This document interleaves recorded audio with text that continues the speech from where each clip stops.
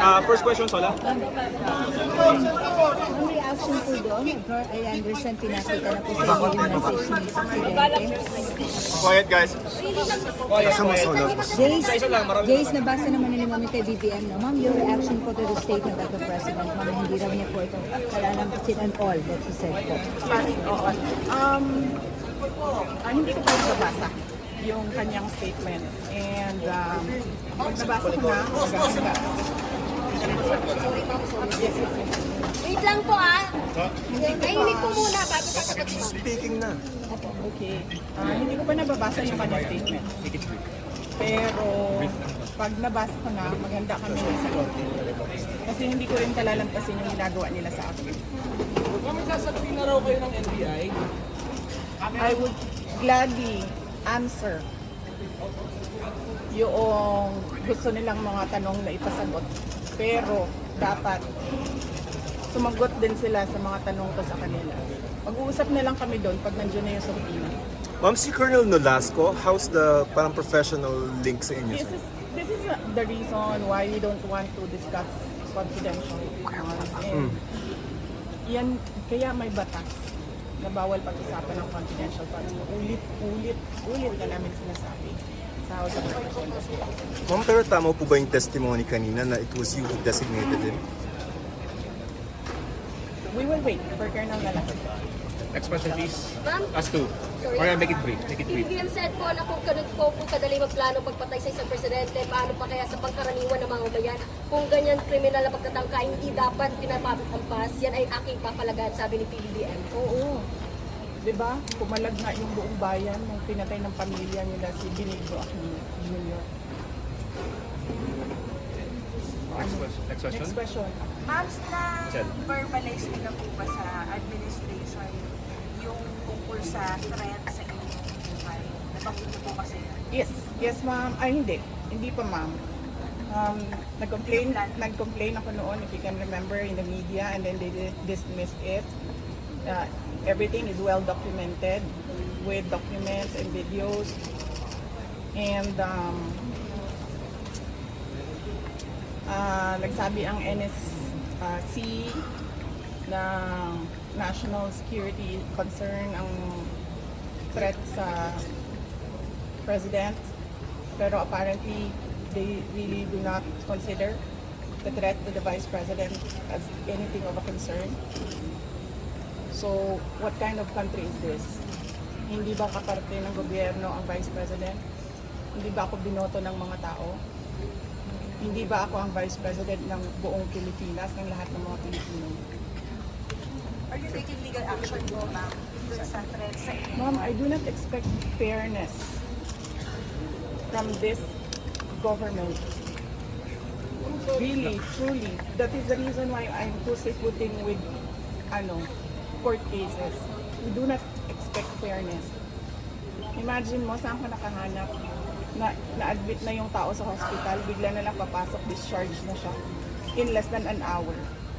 Saan ang hustisya dyan? Saan ang hustisya dito? Sa bayan. Last two questions, Ma'am, please. in-extend po yung detention order para kay Attorney Gomez. Ano po yung next steps niyo po for this? I questioned it doon, kanina. Pinapahirapan pa nila ako. Ano sinabi nila? Dinetain nila yung tao dahil sa due process. Dahil, ano ba yung sinabi niya? Walang due process ang pagpapatanggal kay Gloria Mercado at iba pang officials ng Department of Education. Ano sinabi ko kanina?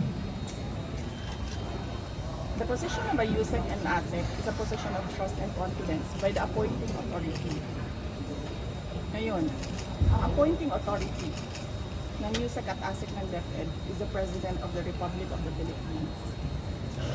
Dapat tinatanong ng House of Representatives bakit tinanggap ni Pangulong Marcos ang resignation ng mga USEC at ASEC na yon sa Department of Education. Last question. Ma'am, Bakit nila pinipinalize si Yusek Lopez? Hindi ba dapat ang pinipinalize nila ang appointing authority? Isa pa sir, sandali. sorry. Ano po yung sinabi nila? Evasive. And now you clearly see, she doesn't know anything. Mas DepEd pa pala tayo. Pero pagdating natin sa OVP, makikita ninyo, she doesn't know anything about confidential funds. So saan doon ang evasive answers? Ma'am, Last question. Nagsusulat, penalize nila si Yusek Lopez for writing a letter to the Commission on Audit on the position of the Office of the Vice President regarding the release of documents regarding confidential funds. Bakit mo i-penalize ang tao pumirma para sa isang opisina, posisyon ng opisina? Saan ang justisya dito? And ano sinabi nila kanina? Diba? Apparently, hindi nila alam ang batas. Ano sabi nila? Questionin mo na lang sa korte. Saan kami pupunta? Sa mga ginagawa sa amin. Mismong komite, alam na nilang mali yung ginagawa nila. Sasabihin lang sa amin, pumunta ka sa korte. Napakadali na sabihin nila, okay, we will set aside the detention order. Pero hindi. Mali na nga yung una mong detention.